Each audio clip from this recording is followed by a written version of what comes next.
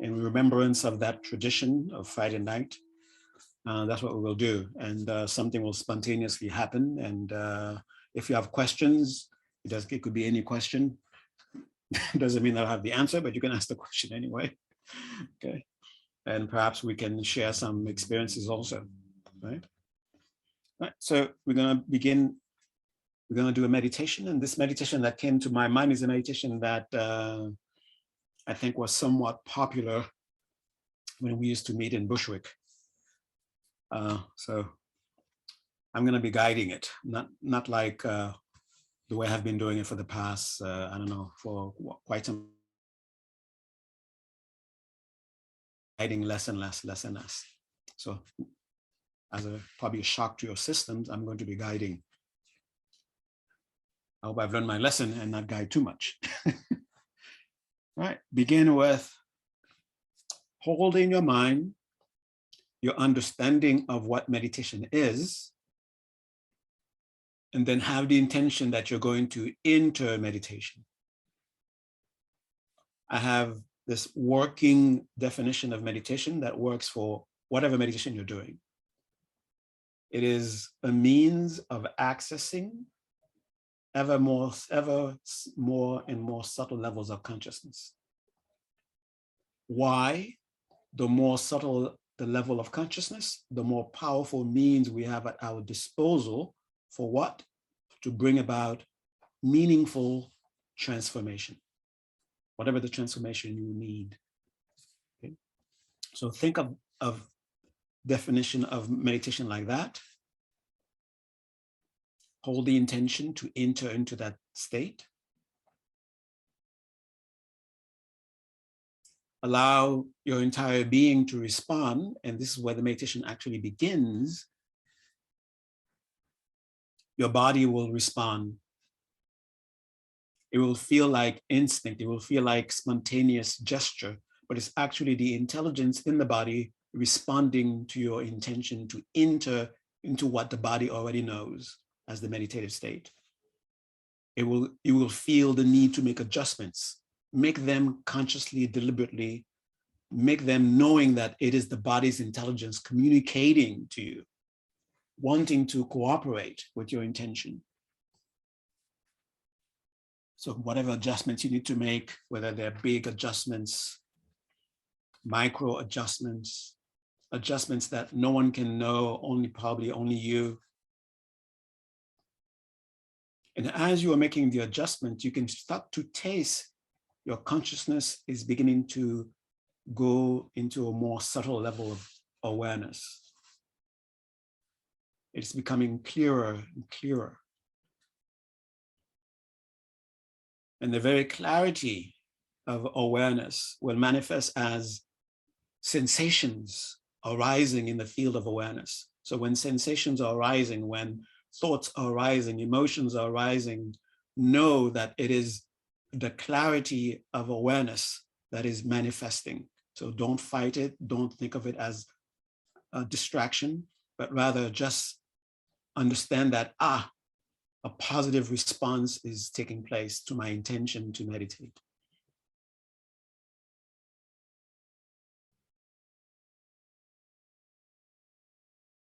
The meditative state will begin to dawn in your perception, in your experience. A sense of calm in the body itself, a sense of stillness in the body beginning to be experienced. Accompanying that calm, that stillness, there might be a kind of a sense of pleasantness. Be aware of them. Welcome them in the body,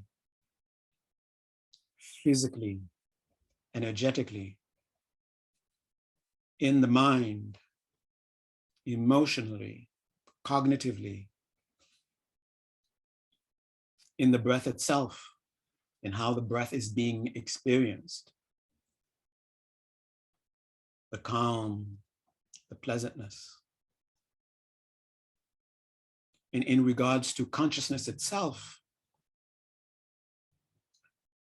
the other signs of the clarity the other signs of the natural luminosity of consciousness is beginning to dawn also, at first indirectly through sensations. Suddenly you're aware of a particular sensation in the body, tactile, energetic. It could be temperature, it could be movement. And somehow you're able to make a distinction as to what it is. That capacity to be able to make that distinction, that's the part of the clarity. The very fact that you are aware of it, that's also a kind of sign of clarity. That is, the consciousness is becoming clearer and clearer, more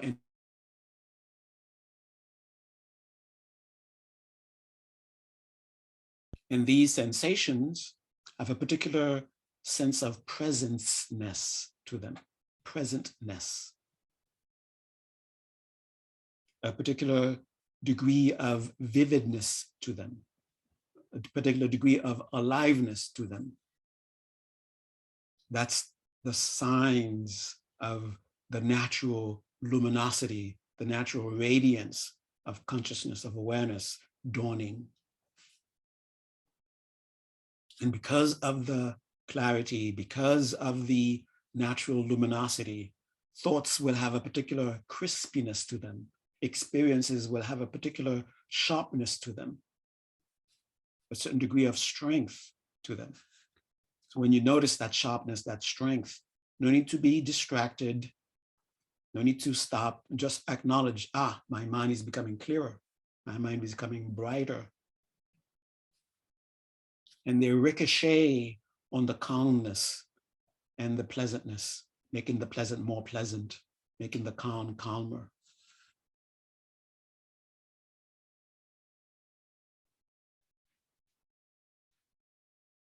Notice the tensions.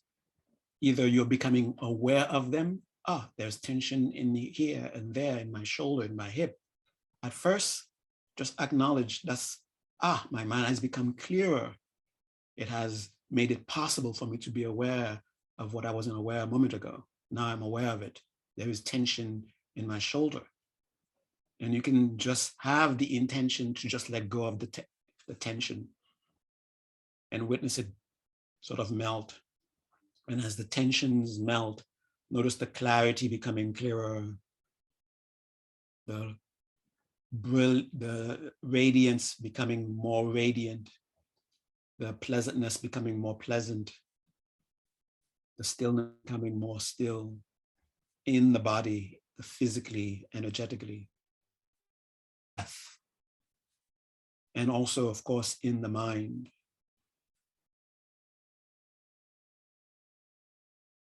And as you observe these signs, know then that you are indeed right here, right now, accessing and abiding in a more subtle level of consciousness than before. Therefore, you have now at your disposal a more powerful means for transformation. And to help make the transition to be able to go deeper into the state, to definitely leave behind the non-meditative state, we can use the breath as a bridge. Almost every tradition of meditation bridge. So deliberately become aware of the breath as you breathe in, as you breathe out, without the need, without any intention to control the breath in any way. Just observing the breath. Notice the signs in the breath itself. As you breathe in, you know you are breathing in. As you breathe out, you know you are breathing out. While you know you are breathing in and breathing out, you may be aware, there's that thought, there's that emotion, there's that feeling, there's that memory. And let them go. Don't push anything away. Don't hold on to anything. And keep witnessing yourself accessing, abiding in ever more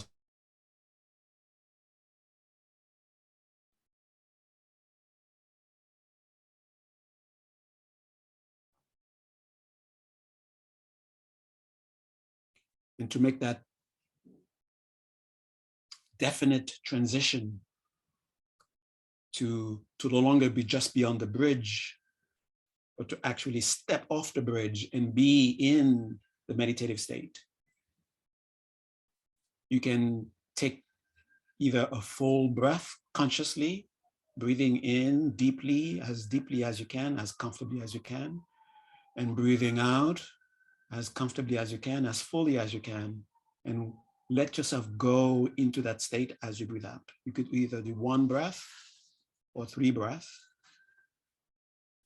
Since we're in a group, let's do 3. By yourself, you can do whatever amount makes you feel, definitely, I'm now in the meditative state. I'm no longer on just the bridge. So you can breathe in through the mouth, out the nose, breathe in through the nose, out the mouth, or breathe in and out of the mouth or the nose, whichever makes you feel that you are being given access to be able to jump off the bridge, that is, step off the bridge into the meditative state. So together, the first breath, inhale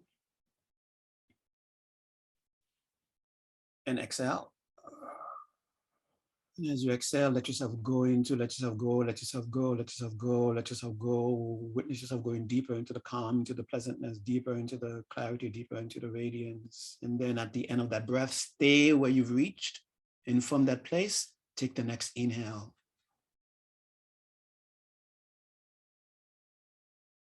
And again,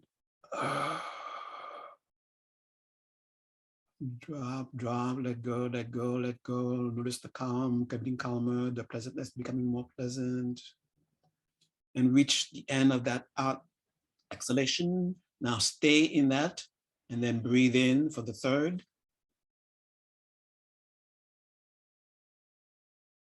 And completely release. Let go, let go, let go, let go. Notice yourself going deeper into the calm, deeper into the pleasantness in the body, in the breath, physically, energetically, in the mind, emotionally. And notice a certain depth that you've reached and try to stay in that depth by deliberately, consciously being aware of, here is the calm in the body. Here is the pleasantness in the breath, in the mind, energetically. Here is clarity. There's that inner sensation that just came up. How vivid it appears, how present it appears. That's the luminosity. That's the natural radiance. Keep being aware of them and notice how the mind is naturally collecting itself. So you don't have to force the mind to focus. It naturally collects itself. And not try to force the mind to do anything.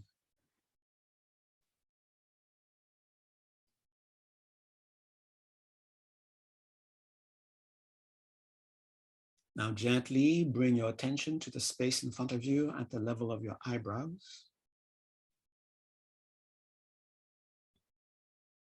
There's an energetic reason why we put our attention at that particular level, but there's no need to go into the why, but just bring your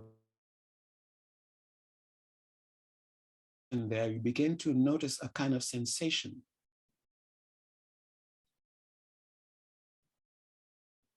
No matter how the sensation is felt, whether it seems physical, physiological, energetic, whether it feels like temperature, pulse, whatever it feels like, just stay aware of it.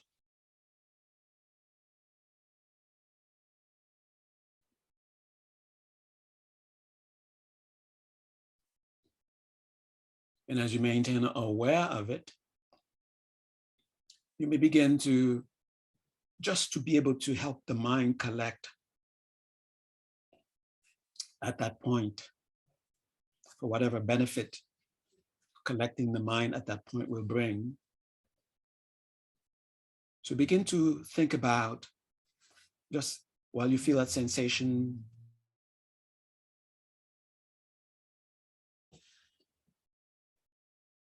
And you begin to think about eventually in some future, it could be a future Earth or future solar system, or it could be tomorrow, I will have arrived at a time when I will have achieved the culmination of what I'm supposed to achieve. Whether there are states beyond it, that's not what we are concerned about. But whatever is within this continuum as we are, that which is referred to as enlightenment, if you want. And if that word doesn't suit you, you can choose whatever word, fully evolved.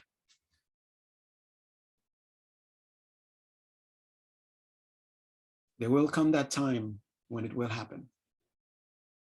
Maybe in this life or in some future next life, but it will happen.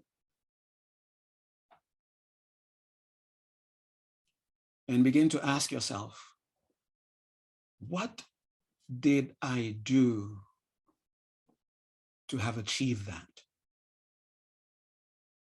What did I follow?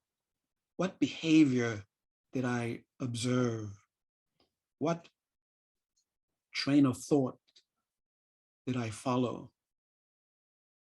that eventually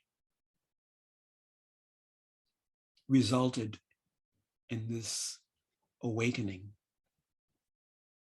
Definitely you did something. You, either with your body or with your thoughts or with your speech.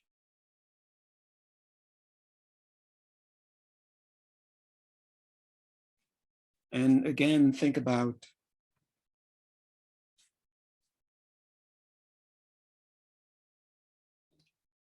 when I will have achieved that enlightened state. One quality that it will have is timelessness. So in a way, your enlightened self exists. And in a way, your enlightened self can somehow communicate to your very present self if you're open to it.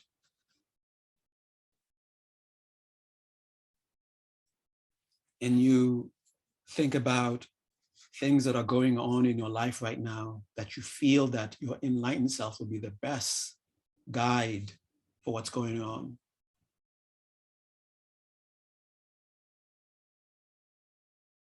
And you want to make that connection.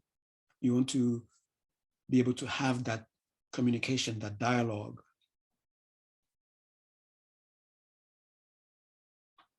And you're wishing for that gets stronger and stronger and stronger. And the sensation that you feel at the point between the eyebrows gets stronger and stronger and stronger. So it correlates with the strength of your aspiration. And eventually, the strength of your aspiration begins to do something that is almost impossible. In space. And you can actually begin to see it and feel it in that space in front of you at the level of your eyebrows. A tiny point, a tiny aperture, the size of the pin, the head of the pin. And your aspirations get stronger. The sensations get stronger. And as it gets stronger, then the aperture, that tiny point, begins to expand. And there's this extreme brilliant light somehow coming through it. And as it expands, your aspiration gets stronger. The sensation gets stronger. and you're very curious as to what is, and it's a very interesting brilliance. It's a brilliance that doesn't have heat in the sense of burning, but rather it just has warmth. And the aperture expands, expands, expands until it becomes the size of a person. And you see what you instantly recognize as extremely familiar to you. The most beautiful expression of you, your enlightened self, shining brilliantly with all the beautiful qualities. It is the love, the compassion, the wisdom that is so brilliant. It is so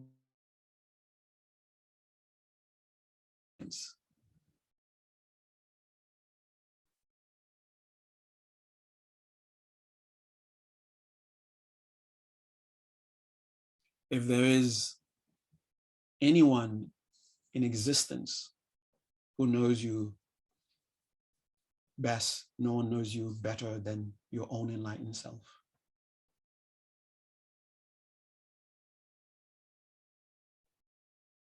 In the same way you find this incredibly brilliant presence, very alluring, very beautiful to behold, it finds you beautiful to behold because it is because of you that it exists. You're the one who contributed whatever it is that you are contributing, whatever you have contributed for this brilliant being to come, holds you in reverence and awe in the same way that you hold it in reverence and awe. And you can feel the compassion and the love pouring towards you, embracing you. And because it transcends time, it is able to communicate with you right here, right now.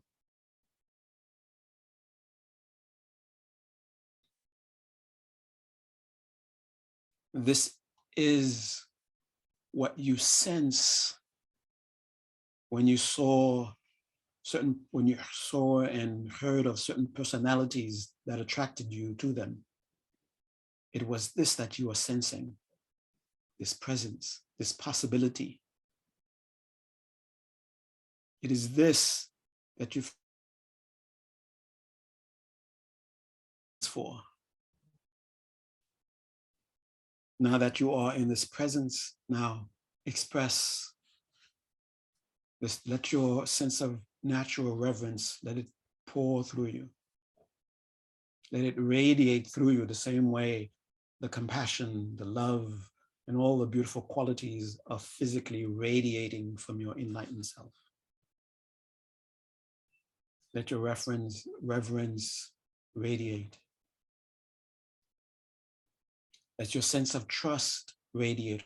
Who can you trust more than your own enlightened self? You have complete trust. Feel that sense of complete trust. This is the one that you sense that you could trust, as if this is the one trust was.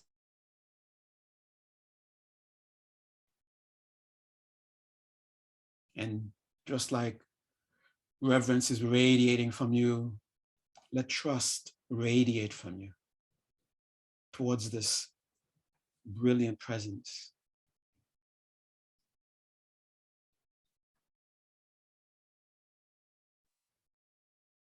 And because indeed it applied, it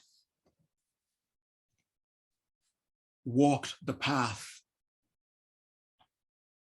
that you sensed that you wanted to walk, and because you walked it. And there it is. It is showing you the outcome of your beautiful work. You feel gratitude, and let the gratitude radiate from you, just like the reverence, just like the trust.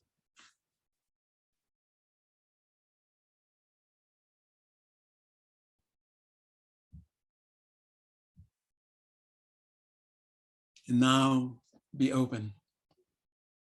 Be open to receive the information, the instruction, the knowledge that you know you need, even unconsciously. Just be open to receive.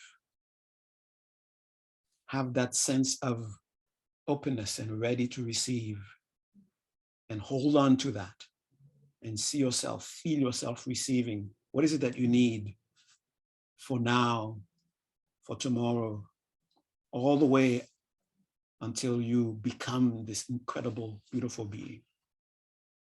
And this is where I will leave you to be alone with your incredibly beautiful self. Just receive.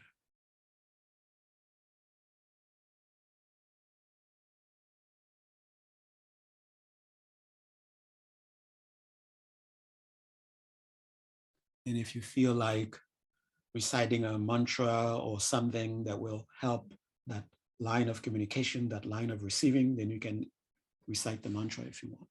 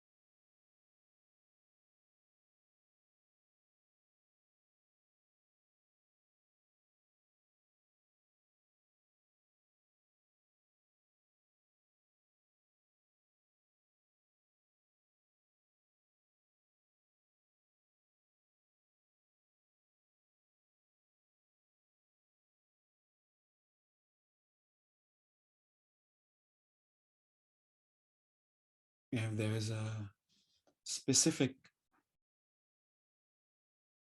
situation going on in your life that you need this guidance from such a profound place, have a dialogue in whatever way feels real to you, and have a sense that you are indeed being heard and you are indeed being responded to. I've had this problem that's been coming up all my life, and I would love to know what's going on. I would love to know how to resolve it. And I'm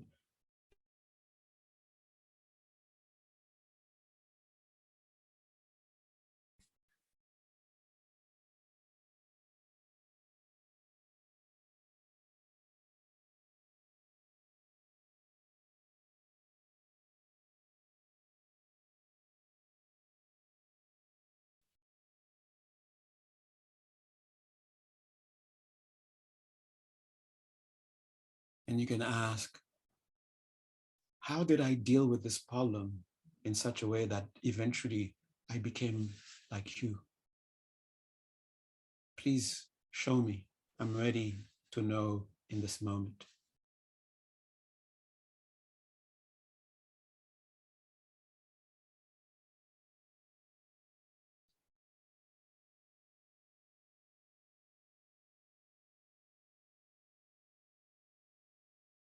And keeping that sense of openness, that trust, gratitude, and in addition to the gratitude of what you are being shown and what will happen, but also gratitude emerging from the conviction. My questions are being dealt with. My questions are being addressed. And have gratitude for that. My concerns are being addressed and attended to.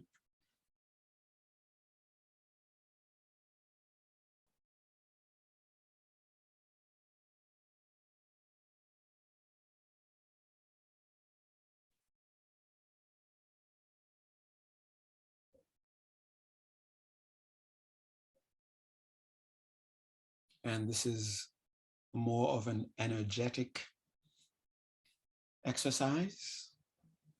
Now, that sensation that you feel in the space in front of you, in your forehead, somewhere, aspire for that presence to come dwell in your heart. That is, to come dwell in your consciousness, for you to be constantly aware of it, so you can be immediately guided. So with that wish, feel the sensation that's in your forehead move. You can feel it moving. Move to the crown of your head. And a similar or some sensation is now present at the crown of your head.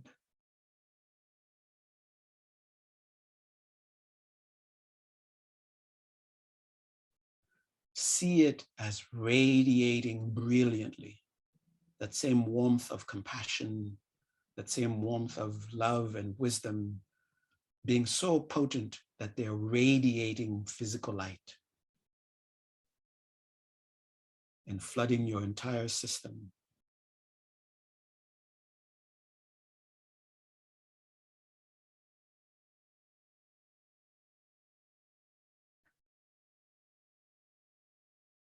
And if you can, some people are able to a certain extent, some people are able to do to the full.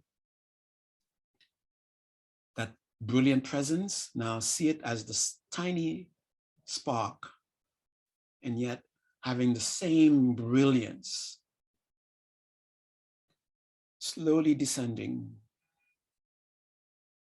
And see if you can follow, if you can sense the sensation that you felt at the crown, that sensation slowly descending. Keep relaxing so you can feel it.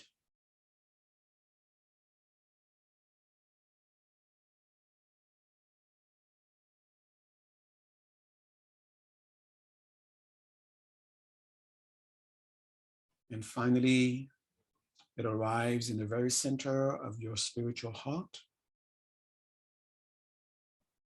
And in the same way, it sends waves of light at the crown. It now sends wave of light from within your heart.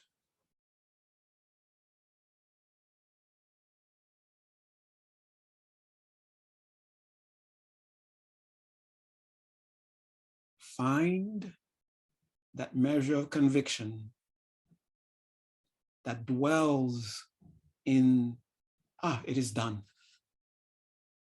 My concerns are addressed and resolved. Dwell in that. It may come and go, come and go. When it goes, just look for it. Once it's there, just hold it. Not grasp onto it, but just be present with it. And when it disappears, again, have a sense of look for it. Like listening to a faint sound and then hearing it and just keep hearing it.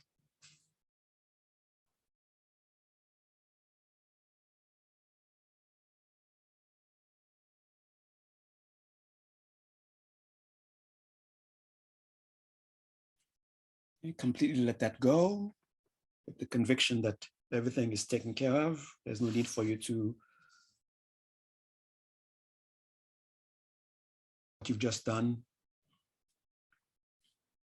With that measure of conviction, get ready to come out of the meditation. But before you come out of the meditation, you must witness yourself coming out of meditation. So let yourself again witness yourself being in meditation. Look at the signs again, the measure of calm, the measure of pleasantness, the degree of clarity and radiance, and the degree of the mind attention being collected. And there may be some other signs, energetic signs, perhaps, cognitive signs, whatever signs that gives you the sense of this is meditation, become aware of them. Noticing them, rejoice.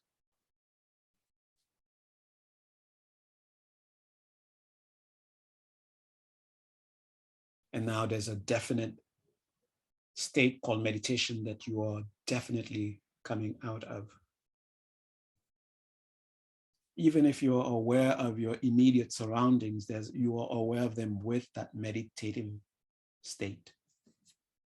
And if you allow yourself, you will come to know the difference as you're in it right now and when you come out of it.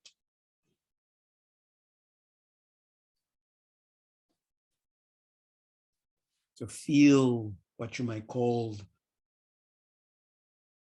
the summary of the experience, the synthetic sensation of being in meditation, your own signature of meditation, of being in meditation. And as you notice it, rejoice. Know it's to be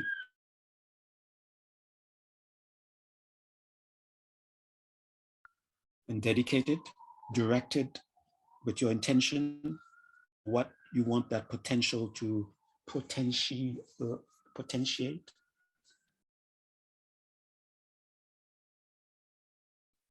Make the definite intention to come out. With that, take a nice deep breath.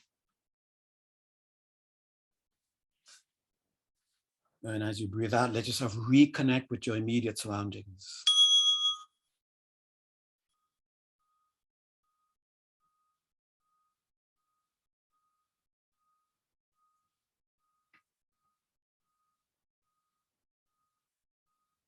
And deliberately reconnect with your body, reconnect with your breath, deliberately the physical, deliberately reconnect with your environment, the lights.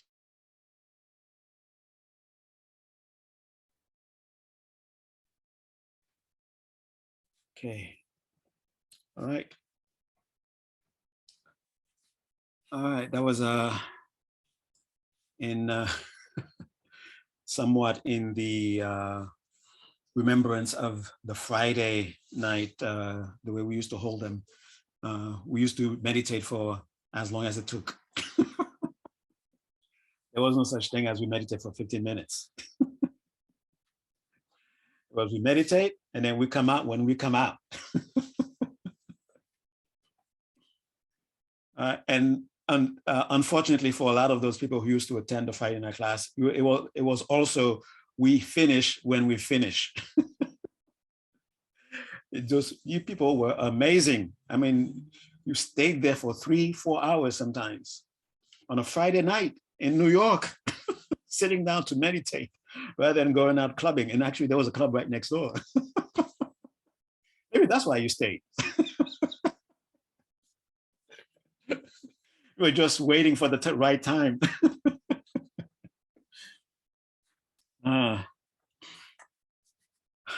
So spontaneous talk. So this came to my mind as I was meditating, and I said, okay, I'll talk about that. And I promise it will be short.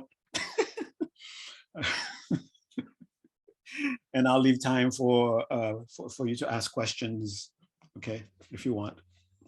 And what I want to talk about is something that it's interesting how,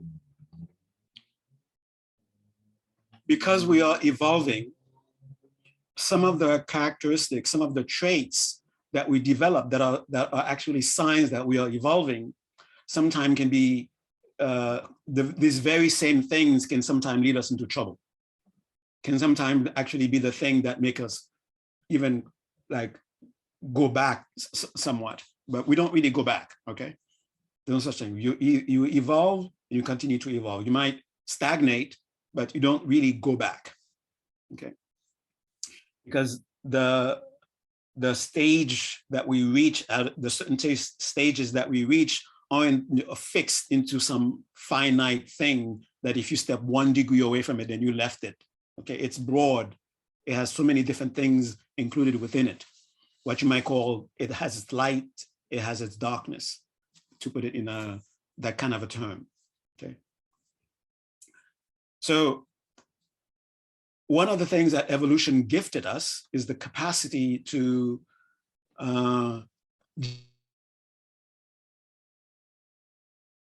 who has time, especially if we're evolving from an environment that is very hostile, to look at every single detail each time you encounter it, to be able to make a decision. So evolution gave us the capacity to generalize so that we can, for the most part, avoid danger. Imagine you're trying to solve something, because trying to look at all the details, and before you even get halfway, you're eaten, okay? So evolution gifted us this ability to generalize so that we don't get stuck like that, okay? But this is a beautiful thing, but at the same time, we misuse it. And we misuse it in ways that we're not even aware of how we are contradicting ourselves sometimes.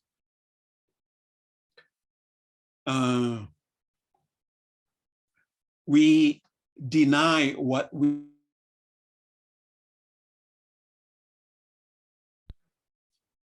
and we try to come up with absolutes. We try to come up with absolutes in terms of this is what this is, and this is what it's always been, this is what it will always be. We think the capacity to generalize is somehow a means of arriving at some kind of absolute. That's not what it is. That's not why evolution, that's not why we evolve that. That's not why we develop that. Okay. Generalization is just, it's like an overview.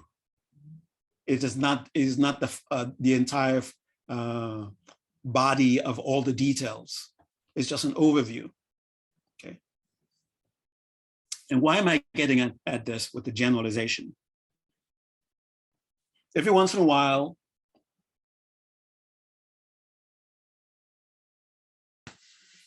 human beings are all messed up now. Look at them. You just human beings. Look how messed up they are. Okay, there's no beauty anymore. There's no, oh my God, look at the ugliness. And we generalize, we say, that's it. All human beings are ugly. All human beings are cruel. All human beings are hopeless. And we forget the incredibly wonderful things that we have achieved together as human beings. And the wonderful thing about this, if we really look at it, no specific group of cultures, no specific group of people achieved beautiful things in isolation by themselves.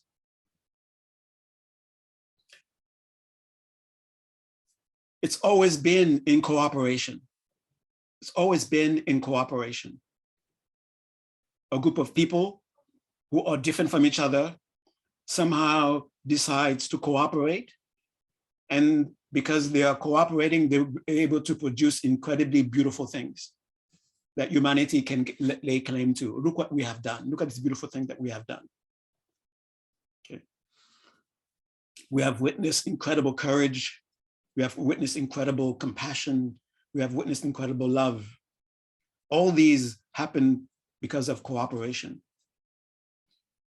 And we tend to lose sight of this incredible beauty that we have together, collectively created together. When we are in the face, in the sight of the ugliness that is also part of us. So when we are witnessing these ugliness, it is not, it's not that we should pretend that these things are not things that are actually happening, that are being experienced. But we shouldn't let these things blind us to also the beauty that is also possible within us, within all of us, together. Just like our present life may be filled with problems, it will be filled with pains of different sorts, of suffering of different sorts, of different kinds. But don't forget, there's also that incredible beauty that we have the capacity right here, right now, to manifest, to tap into, or to fully embody. And it's a matter of deciding, it's a matter of accepting that possibility. And that possibility exists in this very mud, just like they use it a lot in the East a lot, the metaphor of the lotus. This beautiful flower arises from mud. It uses the mud, it uses the muck to produce itself as this incredibly beautiful flower. So when we see the ugliness that other human beings are doing, it doesn't mean, I'm not saying for us to say, oh, never mind that. There's a lotus coming. Just wait. Do you think that's how the lotus comes into being? No, the lotus doesn't come into being by saying, oh, look at the mud, or never mind, eventually I will come into being. No, the seed of the lotus makes use of what is useful, so that the beauty that can eventually arise can finally arise. So that means when we are witnessing as spiritual beings, it doesn't mean that, oh, don't worry, that's not the entirety of our nature. Just wait, you will see something beautiful happen. That's not how that beautiful thing is going to happen. That's not how it's going to happen. I'll tell you a little bit of Haitian history.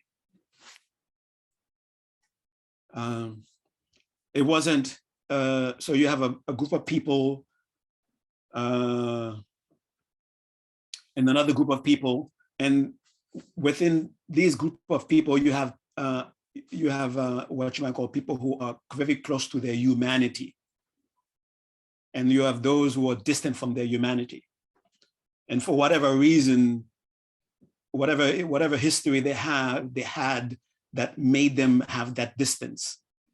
Okay, so you had in a place where mostly Europeans were in a place together, and the West Africans were enslaved, and the West Africans were it wasn't just work 9 to 5 and then and things like that, and while the others were just supervising. Torture and all those kinds of things were happening. But it wasn't what I'm bringing this up is that elements within individuals within the European group, individuals within the West African group decided this is ugly. And he didn't just say, oh, let's wait, there's beauty coming. They did something. They did something together. The first thing that was done together was there was a delegation sent from Haiti to France, and that explains the color of the flag eventually. But it was a delegation. One was somebody of European descent. I don't know why I'm telling you this is history lesson 4, but there's a lesson there coming. One from the group of the descendants of the Europeans, one from the descendants of the West Africans, and one was a mixture of the two. So these were the people that were there, and they went to France to plea. What were they pleading? They were saying, I'm in touch with my humanity. And my humanity that I'm in touch with is demanding that I say something to bring about some kind of change to the ugliness that I'm seeing over there. Okay, so that started. Immediately the next day, everybody was very happy, and then all the ugliness was gone. But it was the spark that started it. It was people connecting with, seeing, oh, look at this ugliness, and yet there's something within him that says, this is not the absolute. Even though I'm seeing ugliness, this ugliness is not the all in all. It's not the all in all. It's not and all. There's an end in there somewhere. It's not all and all and all, and all and all. What? The all and be all. Oh, okay, that one.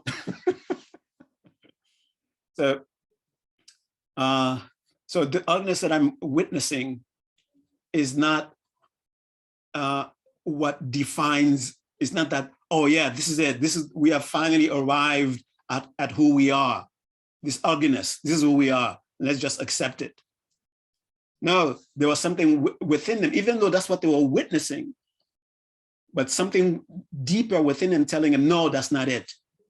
This is not the flowering of humanity. This is not what, when humanity flowers, this is not what becomes what becomes. And they trusted that. And because they trusted that, they acted from that trust. And because they acted from that trust, then you have now an independent country.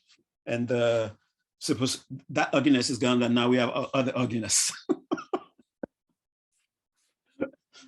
The thing to remember is when that spark within you is lit, when that spark within you is ignited, telling you, don't trust the ugliness that you see as defining who you are, as defining what humanity is. Because that kind of, if we allow that to take place, we will develop despair, we will become very discouraged. And it is the kind of thing that even if though you're on the spiritual path, you're no longer seeking to connect because you think connection, the very existence of connection is painful because it's connecting you to ugliness. So you want to withdraw.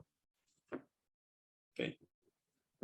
But unfortunately, there is no withdrawing.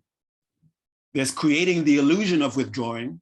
There's creating the illusion of separateness, but that is a lie, because that's not what is actually happening. Basically, what we do is we create a lie and we force ourselves to make it, to act towards it as though it's the truth. Connection is not just something that we one day make. Connection is something that is already, that is the very nature of existence, connection. And when we acknowledge that, when we live in that acknowledgement, then we are able to bring about the beauty that is also possible. Okay. So when you find yourself wanting to withdraw, it is the mind, unfortunately, finds the ugliness that is witnessing unbearable, and it wants to address it. But because, unfortunately, ignorance is guiding this, it shrinks, it seeks to withdraw, it seeks to disconnect. And eventually it leaves the delusion that it is disconnected. And then because we are by the very nature of our being connected, that is the how and the why that we actually exist. So there's a part of us that cannot bear the lie. And the separateness becomes unbearable itself. And we have somewhat of a confusion going on. It seemed like it was the wise thing to create disconnect, to disconnect, so that I don't have to be experiencing this ugliness. I don't have to be experiencing this pain, this suffering. But the action that I took of separating myself actually is making this even worse.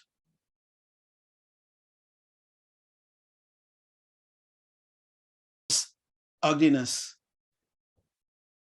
human beings, situations showing ugliness, and you feel the need to withdraw.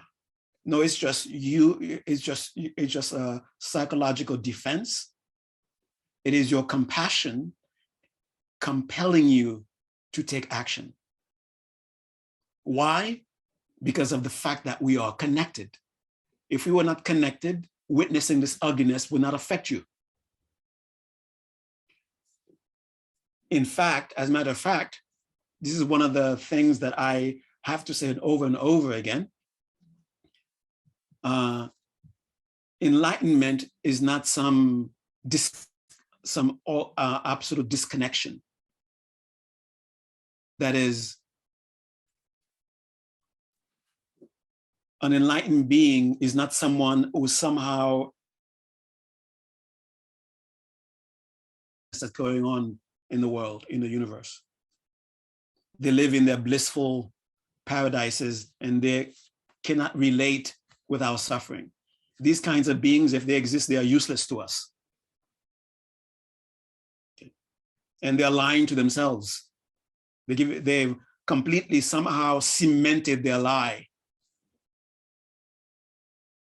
This is something that when I was very confused about this, and I asked my teacher about that, and my teacher answered my question by saying, the Buddhas see the cows.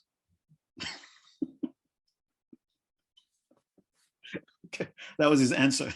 The Buddhas see the cows. Okay. So it's not so much,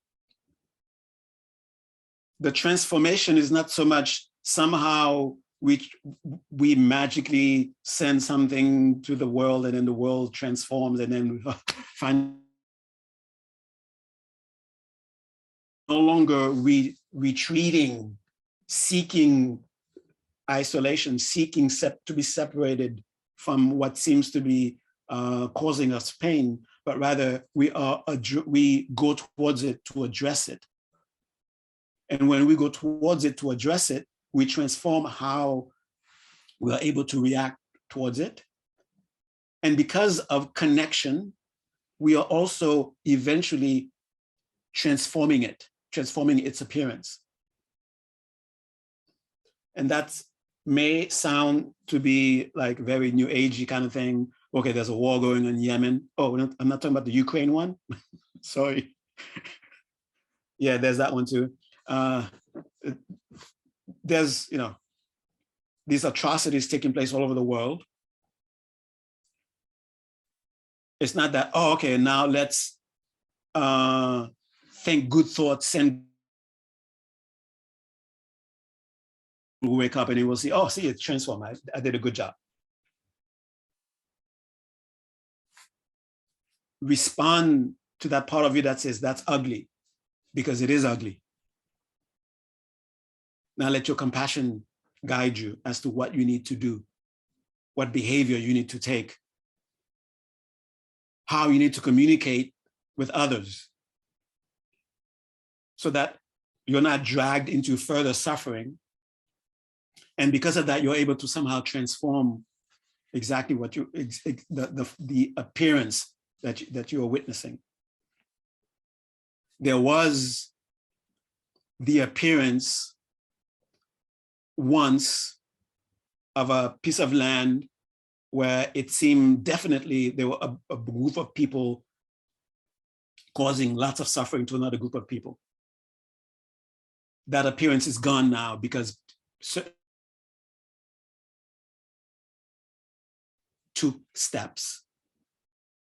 And they took steps with such conviction that the conviction was more important than their own lives.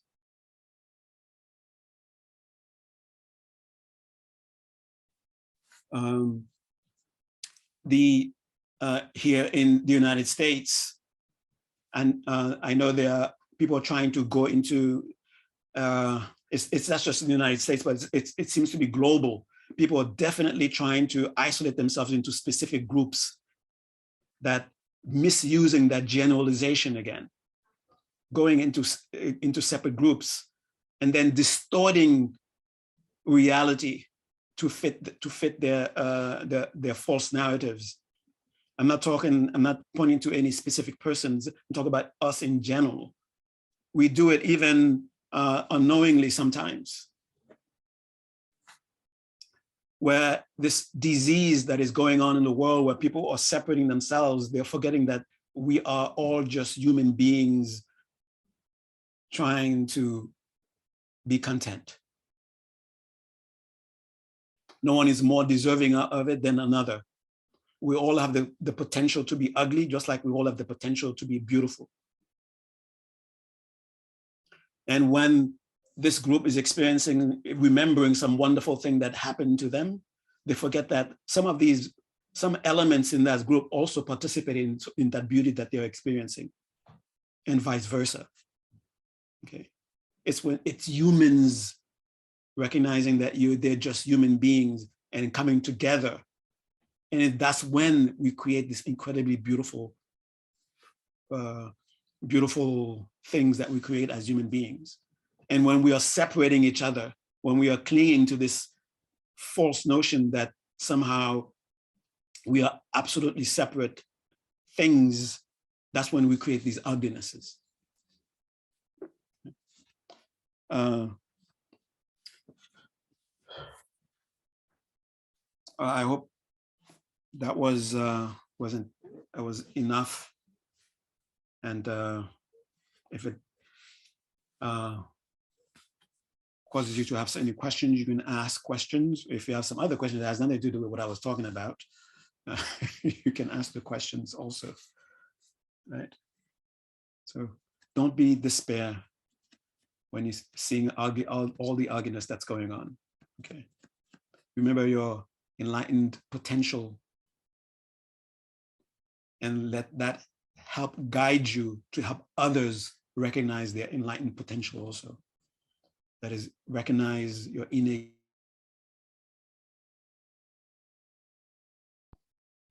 and let that help you guide others to recognize their beauty also.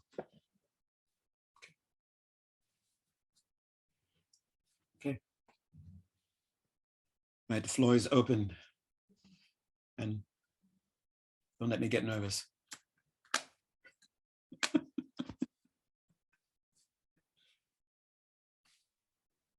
Hand is raised. Yeah. Wow, it's really uncanny how the free form just fits so perfectly in so many ways. I have a question, and maybe it's just sort of a general question along the same theme, in that I was staying with a friend who I haven't seen in a very long time, about a week ago, and he has, widely different worldviews than I do, you know, a very one-dimensional, self-proclaimed one-dimensional view of the world. And, you know, I'm trying to help expand his consciousness or just to expand his viewpoint. And I know that you can't change anyone else's mind on their behalf. I know that that is a flaw pursuit, and I'm not trying to do that, but I was trying to engage him in conversation and questioning and just to try to understand where he's coming from more, and then direct conversation for the sake of, you know, everyone's benefit, I guess, was my intention. And you know, I feel like sometimes I'm more skilled at that than others, depending on who I'm engaging with, the situation, and just other factors that are sort of present in the moment, of course. And I just wanted to know, you know, on this theme, how do you respond to someone like that? Do you listen more? Do you try to engage or question or debate? Or do you do something else? Or do you not do anything at all? Or do you sort of be patient and wait for the right opportunity to then, you know, some sort of opening? And I feel like I've tried many of these different techniques to varying degrees of success, or not.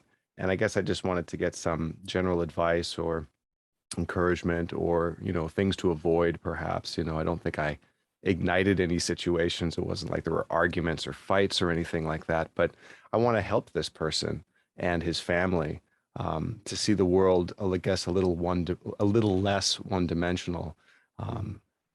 So thank you. Yeah. The answer may sound like a cop out, but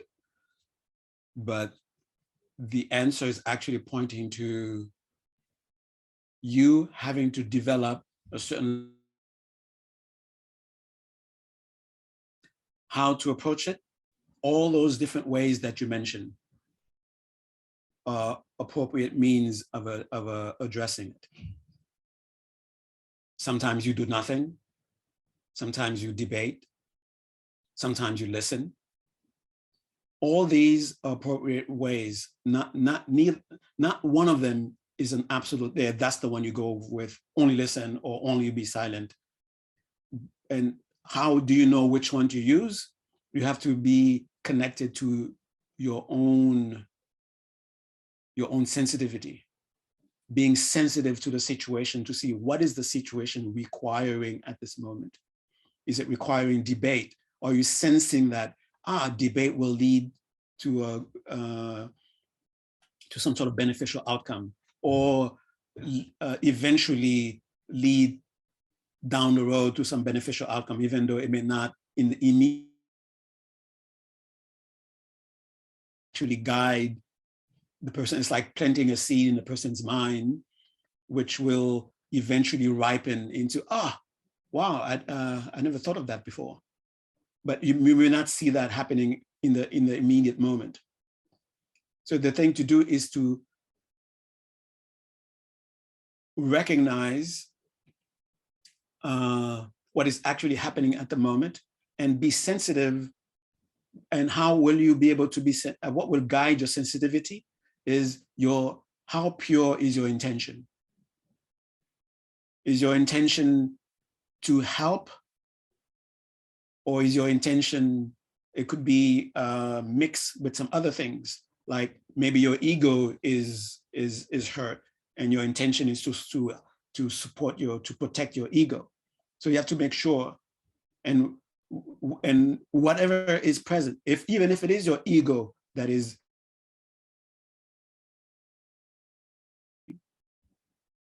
be sensitive to your own reality, to what is real for you, and respond from that place. And as far as what will help, as far as that one thing that will help, you could say, is for you to be sensitive to what the situation is demanding. That's what will help. As to exactly the action, different days, different times, different circumstances will demand different responses. But the one thing is, you're connected to the purity of your intention in every in every situation. And perhaps the honesty that you have with your intention may even tell you, oh, I'm the one with the one-sided view. Ah, and how did you come to that? Because you were open. You were open. Truthful to and being open.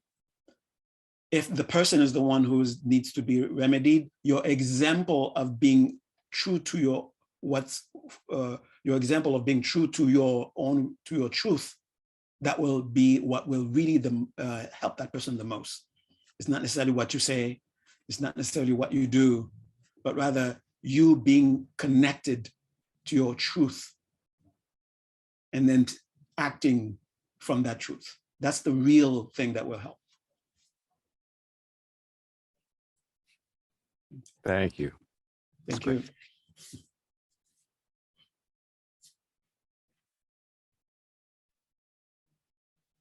Hey, Phuntsok. Hey. Thank you, Curtis. This might have a similar response, but I guess some question that's been coming up lately is this notion of like, do you change the system from within, or is leaving the system changing the system? And it's sort of come in and out of my life a lot. Currently, it's coming in around sort of academia and licensure and things like this, but especially like this, current, the current energy around systemic awareness of all kinds of things in so many levels. It's like that when you're talking about withdrawing, I'm imagining, well, I guess I'm curious. I sort of have a sense that I'm stuck in a binary that might not be it could be a false decision or false idea that I'm holding. So I'm curious. Does that make sense? Do you need more details? Yeah. Yeah. I guess the answer would be similar. Talking about witnessing the need for systemic change. And when we witness that, sometimes we feel very discouraged because it seems like trying to carry an elephant, right? And I mean, with our bare hands, never mind the airplane that you're going to drive. Trying to carry an elephant with your bare hands, okay? It seems like it seems impossible. But remember, the very system that we have is itself the flowering of people doing things for the system to exist. Individuals make their individual contributions, made their contributions, we are making contributions. And that's how what we are witnessing as experiencing as the system, that's what is sustaining the system. So we need to take ourselves out of the system, but take ourselves out of the system in such a way that our very absence from the system will cause the system to reflect. Sometimes we need to affect change on the system from what you might call outside of the system. Sometimes we need to affect change from within the system. Okay. And how it is related to what the question before, how do you know which one to do, is to be honest about what am I perceiving and what is reacting within me, and being truthful about that. Definitely something needs to change. It could be the system needs to change, or maybe you need to change. Okay. Especially when to be, if I continue to participate in the system, what my sense as my moral body will continue to be damaged. And when we are experiencing that, when we feel that this participation in the system is damaging our moral body, then that very knowledge, that very awareness should force us to make change, to do something. and then what needs to be done? Get out, go in, and to get out or to go in depends on your sensitivity to what am I being asked to do here and now, and what can I do here and now. Okay, and let's say the system is a company, is a corporation.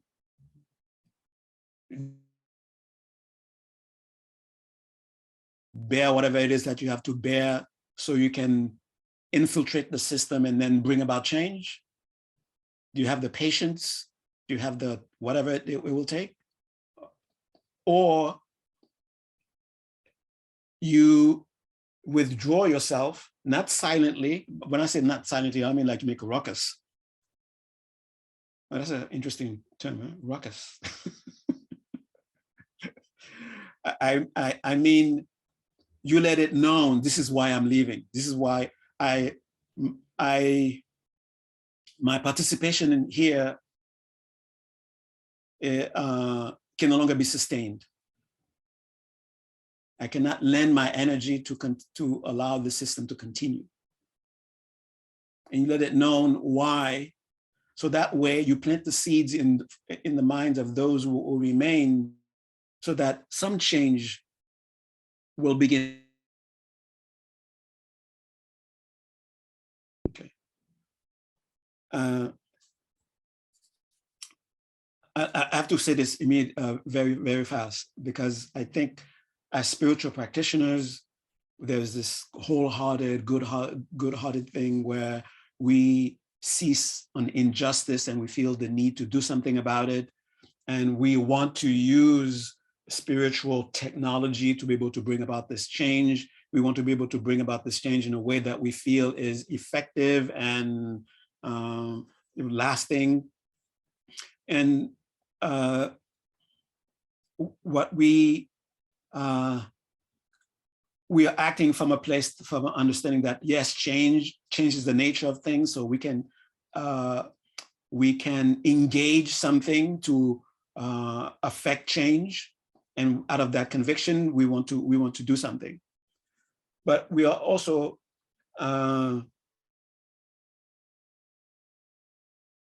it's not so much the outcome of seeing the thing change that is absolutely important, but rather that we do something. That is the most important thing. If we leave the system and it gets worse, does that mean having left the system was the wrong thing to do? It could have been, but if you did it out of the clarity of this is what was asked of me, and you did it, that helps your evolution. And eventually, the entities involved in that system or in that organization that continues to bankrupt themselves morally, what you did, and definitely sometime in the future, like when those 3 people went to France to plead for equality for everyone, it didn't immediately happen. The equality didn't immediately happen, but it played a role in the transformation that took place hundreds of years later, maybe. Okay, so don't think that your contribution is meaningless because you're the one doing it alone, and that it's taking a long time for you to actually see any change. Okay. The most important thing is you must act according to what you know is true. That is the real test, you could say. It's like an example would be, you have them and you don't help.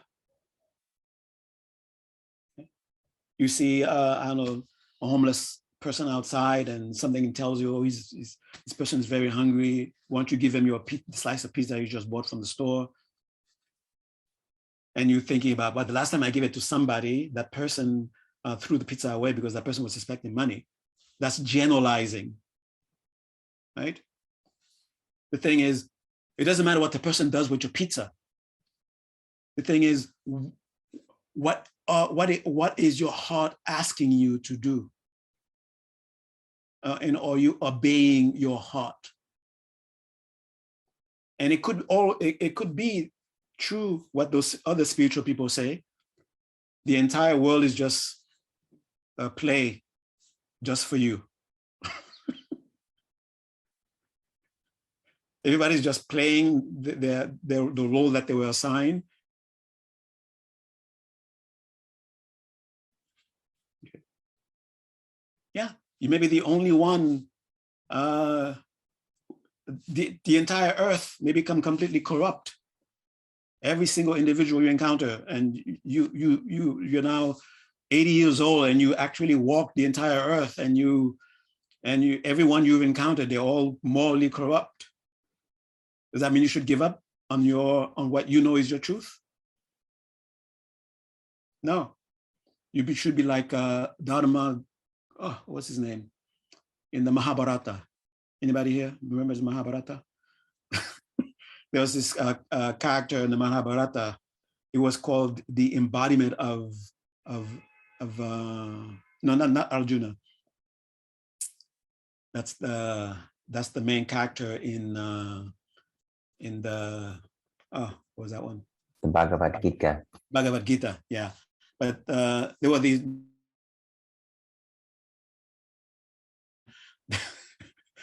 one of the characters in there was famous. I mean, not famous, but what was his strength was, he said, even if God decides to be immoral, I will not be immoral. You must have that kind of strength about your truth, because your truth is your God, so to speak. All right, that was a long answer for your short questions. Thank you. Thank you.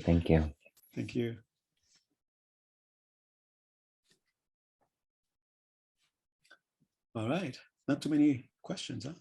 I have a question. Oh, yes.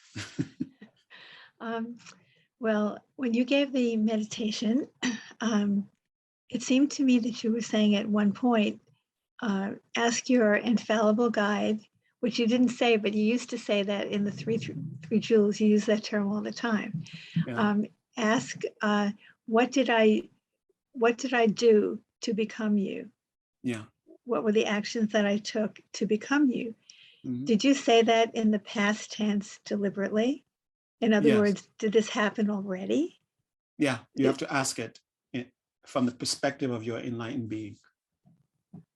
Looking at, oh, that's what I did. That's what I did. And this way, in this way, you imprint your mind with the path without even attempting to imprint your mind with it. It becomes, it's a sneaky way of affecting your habits without struggle. So you sort of have a role model for your current behavior. It's imprinted in being. Yeah. Okay. Yeah. I have another question also, Yes. if you don't mind. Regarding the three jewels, there was a whole history of, there's a whole like library of meditations that you gave for years and years. I think it might have begun in 2014 to 2000, I don't know, a lot of years. And then and I used to look at it. I used to listen to it. And then at a certain point, it said that you don't have permission to enter it, something like that. It's forbidden to you. Yes, we are. This was like 2 years ago. Difficulties. Yeah. So I was just wondering, you don't have the rights to that? Is it the three jewels maybe that has the rights to it, and they stopped it? No, that archive was collected by Warren and Eric. And like you mentioned, since 2004, outdated. I mean, the what do you call it? The thing that was holding it and the way it was being held became outdated. So yes, the contents are available, they're just not available out there yet. So we have to work at making them available again. Actually, they are available, and Ooh, there's a way that you can access it through if you have an iPhone or Apple computer, through the the podcast app. So that's a really nice way, because then you can download it and listen to it without Wi-Fi. Let me post it in the chat box. Yeah, it was down for a little bit, but it's back up now. What year are we now? 2022? Oh my goodness.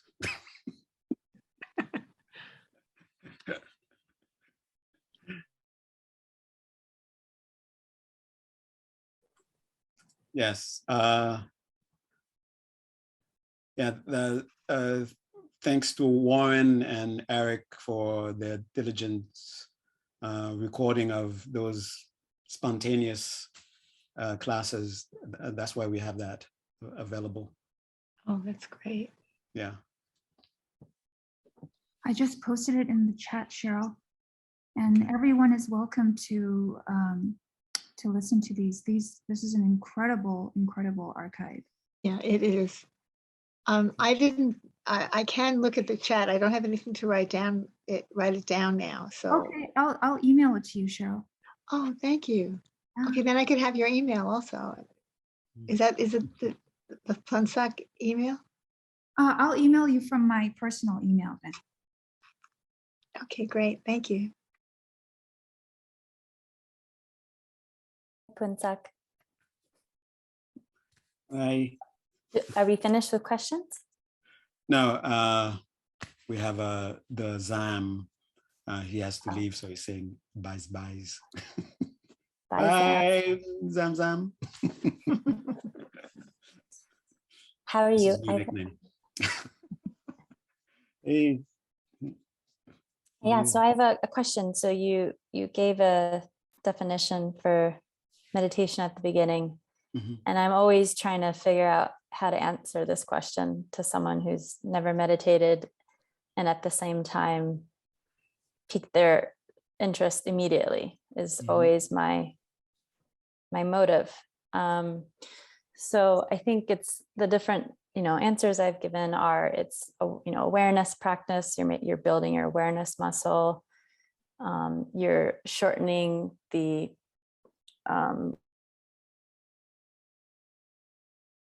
you're operating from a much more conscious place day to day. And yeah, I mean that one I personally struggle with because I feel like I'm I can so easily get dysregulated. So that one's hard for me to even believe at times, but I know it's true. But yeah, what other definitions would you give for meditation to someone who has no idea and is so confused and so overwhelmed and intimidated, but maybe doesn't want to admit it? Yeah, so that definition, I call it working definition in the sense that this is what's happening when you're meditating, no matter what kind of form of meditation you're doing. The outcome of the meditation can be whatever. Another way, one way that I'll take the Tibetan definition of meditation and sort of word it in a slightly different way. It is making your mind familiar with what is beneficial to you. Okay, that's the somewhat rewording the Tibetan way of defining meditation. Also, another sort of working way of defining what is going on that we are calling meditation It is continuous mindfulness. Continuous mindfulness. That's what you might call, that's what's going on. That's what we call in meditation. That's why you can be sitting down and doing nothing. That's a meditation. But you could also be walking. That could also be a meditation because you're continuously mindful of what is actually happening. Okay. Right. Well, that was enough. That was so good. Thank you. Thank you. Right.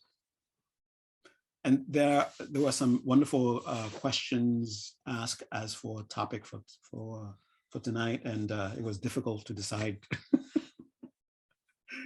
So I say, let's make it free flow so that maybe those questions will be asked and then there'll be an opportunity for them to be answered. But definitely, if you have a topic in mind, some question that you would like for us to address, then send your email and ask your question. And it's not like they're saying, no, we don't want that. We're just thinking, oh, what would be a good occasion, a good time to go into that topic? Okay. That's what's going on. And it's a bit past 9. When Zamzam leaves, that means we've overstayed our time. Okay. So we're gonna do a closing meditation, and it's the same closing meditation that we've done with since the pandemic. It might even have the nickname, the pandemic meditation. Not a good nickname though. We're gonna spice it up with the meditation that we just did. Okay, ready? It won't take long. I can make it long if I want to, but it's not gonna go. Attention, I'm going to meditate. Be sensitive to your body, physical, emotional, energetic, responding to your intention to meditate. Notice how they're already tasting and touching meditation. Stay in that area of touching, tasting meditation. And when you meditate immediately, not long after you meditated before, then you can recall how was I in the last meditation? And try to remember it. And as you remember it, the very recalling of it will make you re-experience it, re-taste it. How it felt in your body, how it felt in your breath, how your mind felt like. And once the meditation state, then you can now commit yourself to it with a breath or with just the intention to commit.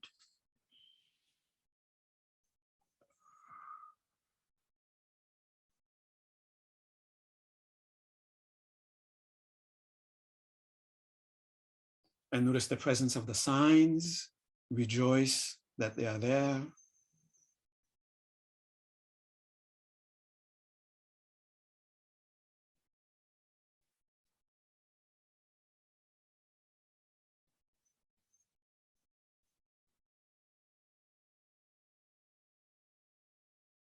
Now see us in a circle. Wherever you are, we are in that place with you.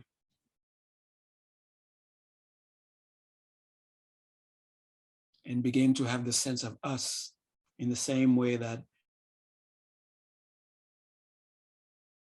hands, your arms, they're all different, but they make us, they make you. Now see all of us in a circle, and we are us.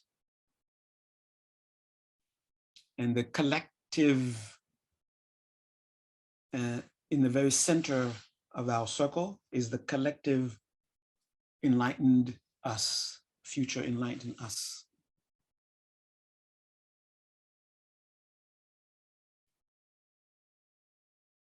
the truly infallible guide.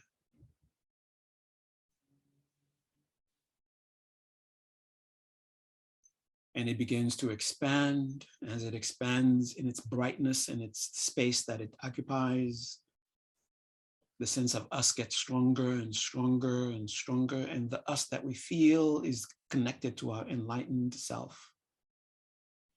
And it continues to expand, makes an us.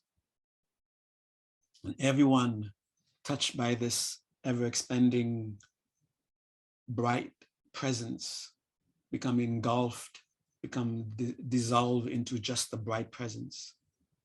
Everything is us. Your neighborhood, the trees, the grass, the sky, all the different pets and animals, all the different people, until this bright presence absorbs the entire earth. And if you can sincerely say the entire universe, say it and feel it as real as you say me.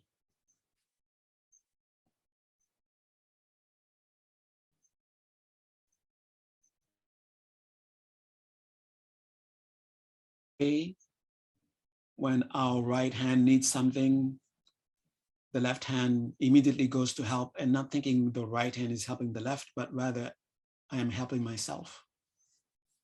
In that same way, the ocean needs help, our enlightened self goes towards to help. That's us. That's us. The sky needs us. Yeah, our enlightened self goes out. That's us. The trees, different species of animals, the different peoples in different places. It's all us.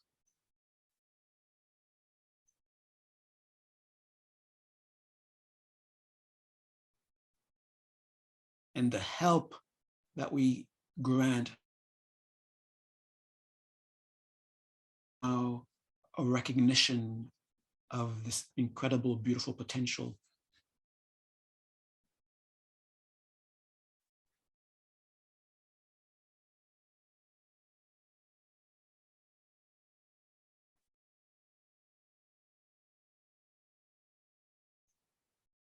Now that sense of us is solidified, and we don't need this outer appearance to help us. We don't need the crutch of the visualization anymore. So it begins to shrink from the edge of the universe or from the edge of the earth, shrinking. And as it shrinks, whatever it leaves behind, we still feel a strong sense that's us. That's us.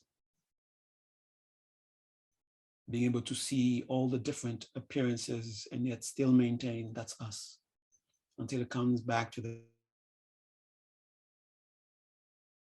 glow that everything has, that we have, glowing with that sense of us, glowing with a recognition of our divine potential, our beautiful potential.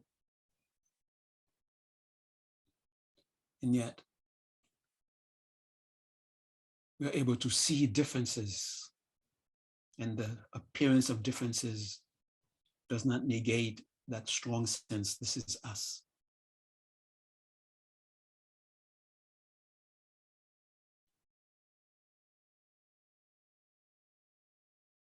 And finally, that very bright presence in the center separates into beams of light and enters each of one of our hearts. And we form the conviction by helping, sincerely helping me, because we are connected. I'm helping all of us. I am helping me.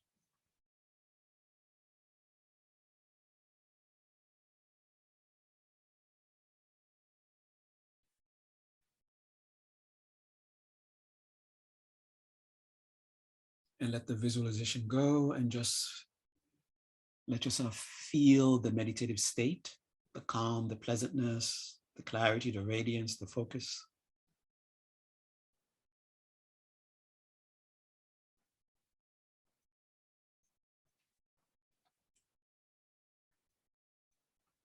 Again, feel there's a feeling that sort of synthesizes the your meditative state, your meditation. Feel its power, pure potential. And it can be directed by your now direct this energy by dedicating your meditation. Something that sincerely concerns you, whether it's absolutely, totally just you or someone you know or a community.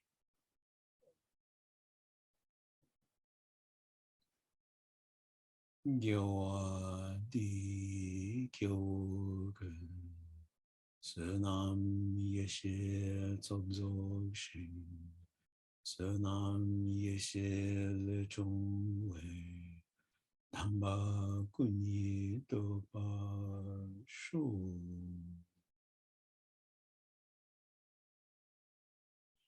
This may be just a drop that we will not even see in our lifetimes. By the power of this, may all wars become a thing of the past. Think about, to engage in.